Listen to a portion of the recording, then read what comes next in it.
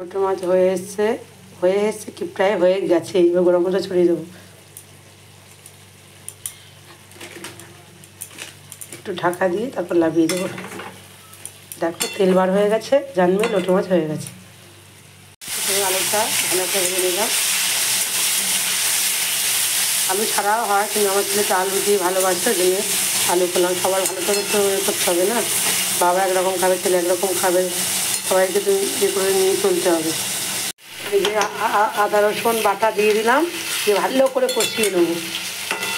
লোটে মাছে মশলা কী কী দেবো দেখো, হলুদ গুঁড়ো, লঙ্কার গুঁড়ো, আছে চিকেন গুঁড়ো। লোটে মাছে দিলে হেভি টেস্ট লাগে, খুব সুন্দর লাগে। চিকেন বেশ গন্ধ হয়, আর মাংসের মতনই তো রান্না করতে হয়।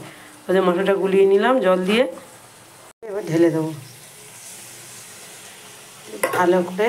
টমেটম থাকলে আরও সুন্দর হতো, টমেটম নেই বলতে কী হয়েছে, টমেটমের সস দিয়ে দেবে একটু। আমাদের টমেটম না পড়লে ভালো লাগে, তার জন্য একটু সস দিয়ে দেবো, টমেটমেরই সস, কোনো অসুবিধা নেই, দিলেও হবে। একান্ত না থাকলে ঘরোয়া থাকবে তাই দেখি। ভালো করে কষিয়ে নেব, কাই দিয়ে তো একদম দেখে দিবে জল চলে আসবে। লোটে মাছ তো সবারই প্রিয়।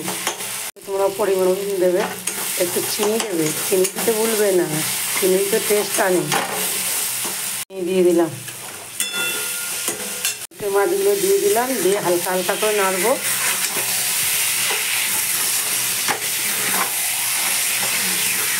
প্রায় হয়ে এসছে, আর আলুগুলো দিয়ে দেবো, ভাজা আলুগুলো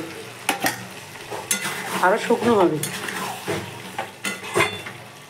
দেখো বন্ধুরা, লাল লাল ঝাল ঝাল লোটে মাছের ঝাল কার না প্রিয় লাগে বলো? আমার তো খুব ভালো লাগে।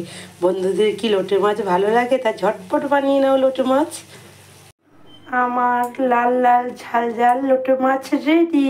এবার গরম ভাতের সঙ্গে জমিয়ে খাওয়া হবে। উফ, আর লোভ সামলাতে পারছি না, কখন ভাত দিয়ে খাবো।